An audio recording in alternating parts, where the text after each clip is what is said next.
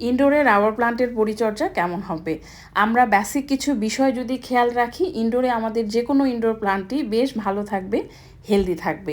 তবে আউটডোরের মতো গ্রোথ ইনডোরে হবে না। রাবার প্লান্ট ছোট বড় যে সাইজই রাখি না কেন দেখতে ভালো লাগে। আমার পার্সোনালি বড় সাইজের রাবার প্লান্ট বেশি ভালো লাগে। আমার গাছটা এখনও বেশি বড় হয়নি। আচ্ছা, আমরা বেসিক কিছু বিষয় জানার চেষ্টা করি যাতে ইনডোরে আমাদের গাছটা ভালো থাকে। আশা করি নতুন বাগানীদের উপকারে আসবে। প্রথমেই পানি এবং সানলাইট। আমরা এমন একটা জায়গা চুজ করব যেটাতে আপনি নিজে থাকতে অস্বস্তি বোধ করবেন না। ফ্যান ফ্যান ছাড়া অথবা বৈদ্যুতিক বাল্ব ছাড়া আপনি ওখানে থাকতে পছন্দ করছেন না এমন একটা জায়গা, তাহলে গাছও ভালো থাকবে না। খুব খোলামেলা একটা জানালার পাশে সেট করলে গাছ ভালো থাকবে। যখন টবের মাটিটা পুরোপুরি শুকিয়ে যাবে তখন আমরা পানি দেব। যদি বেশি পানি দেই এই গাছটার মতো অবস্থা হয়ে যাবে, একটা দুটো পাতা ঝরতে ঝরতে সব পাতা ঝরে যাবে, তারপর গাছ মারা যাবে। যখন টবের মাটিটা পুরোপুরি শুকিয়ে যাবে তারপরে আমরা পানি দেব। ইনডোরে পানি শুকাতে সময় লাগে, এই বিষয়টা কিন্তু মাথায় রাখতে হবে আমাদের। দেখেন এর মাটিটা কিন্তু এখনও হালকা ভেজা আছে, প্রয়োজন নেই এর পানি দেওয়ার। যখন শুকিয়ে একদম খটখটে হয়ে যাবে তারপরে আপনি পানি দেন, দেখবেন আপনার রাবার প্লান্টে পানিজনিত কোনো সমস্যা একেবারেই হবে না।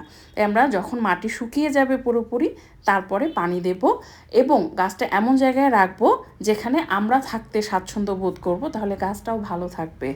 টবের মাটি কেমন হবে? যে কোনো ইনডোর প্লান্টের ক্ষেত্রে এটা খুব গুরুত্বপূর্ণ, মাটিটা ভালোভাবে রেডি করা।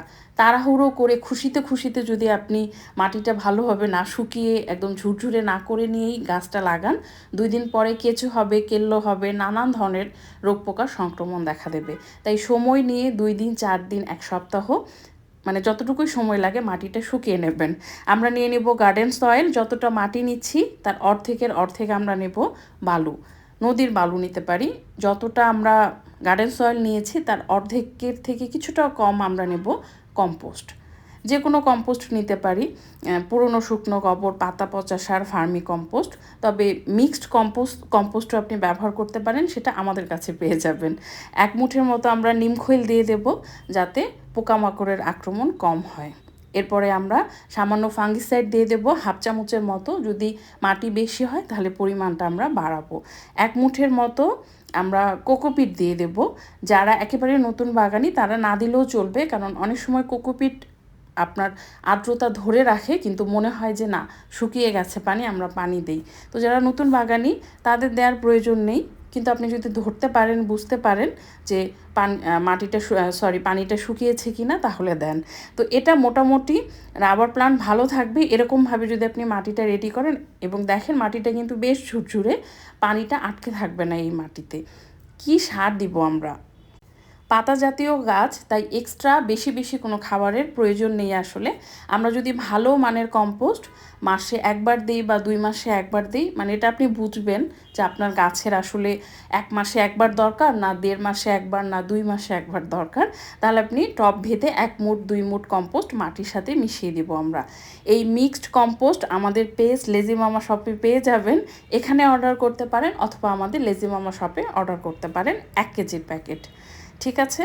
তো আরেকটা হচ্ছে আমরা কি করব, পাতাটা যাতে ভালো থাকে এজন্য আমরা এটাও রুটিন একটা তৈরি করব, মাসে 1বার বা 2 মাসে 1বার আমরা পাতায় ইপসম সল্ট স্প্রে করব। এটা 1 লিটার পানির মধ্যে 1 চামচ ইপসম সল্ট নিয়ে ভালোভাবে মিশিয়ে নেব। ইপসম সল্ট খুব তাড়াতাড়ি পানিতে গুলে যায়, তারপর এই পানিটা আমরা পুরো গাছে স্প্রে করতে পারি এবং এই যে লিকুইডটা সেটা আমরা টবের মাটিতেও দিতে পারি।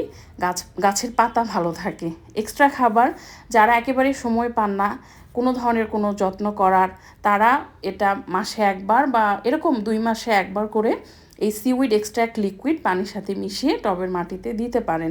এটা আপনি স্প্রেও করতে পারেন, তবে এই যেটা আপনি মাটির সাথে দিবেন তার উপাদানটা, মানে পানির সাথে কী পরিমাণ মেশাবেন সেটা আর স্প্রে করা দুটোর মধ্যে পার্থক্য আছে। তো আপনি নতুন বাগানি হলে পানির সাথে 1 লিটার পানির সাথে 3 ml মিশিয়ে টবের মাটিতে দিয়ে দেন। এটা আপনি 2 মাসে 1বার দেন, যথেষ্ট। রোগ পোকা, রাবার প্লান্টের একটা সুবিধা হচ্ছে ওর পাতার সাইজগুলো বড় বড়, যে কারণে কোনো পোকামাকড়ের সংক্রমণ হলে আপনি খুব সহজে ধরে ফেলতে পারবেন।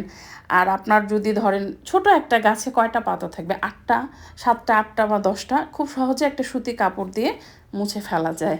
তো আপনার সুবিধা মতো আপনি মাসে একবার 2 মাসে একবার নিম তেল দিয়ে গাছের পাতাগুলো স্প্রে করতে পারেন অথবা মুছে দিতে পারেন। এটা হচ্ছে আপনার পরিমাণ মতো পানি নিলেন, তার সাথে নিম তেল দিবেন 5 ml মতো। 1 লিটার পানি নিলেন তার সাথে, বা আরও কম নিলেন, তার সাথে আমরা নিম তেল মিশিয়ে 1-2 ফোঁটা লিকুইড সোপ দিব, দিয়ে পুরো গাছে স্প্রে করে দিতে পারি। এবং কটন কিছু মানে সুতি কোনো কাপড় বা কটন দিয়ে মুছে দিলে পাতাগুলো চকচকে থাকে, দেখতেও ভালো লাগে, পোকামাকড়ের আক্রমণ হয় না। এই নিম তেলও আপনি আমাদের পেজ লেজি মামা শপে পেয়ে যাবেন। তো অর্ডার করতে ইনবক্স করতে হবে। এই হচ্ছে রাবার প্লান্ট নিয়ে বেসিক কিছু টেক কেয়ার। মোটামুটি এর বেশি কিছু আসলে করার প্রয়োজন নেই। তো আজকের ভিডিও এ পর্যন্তই।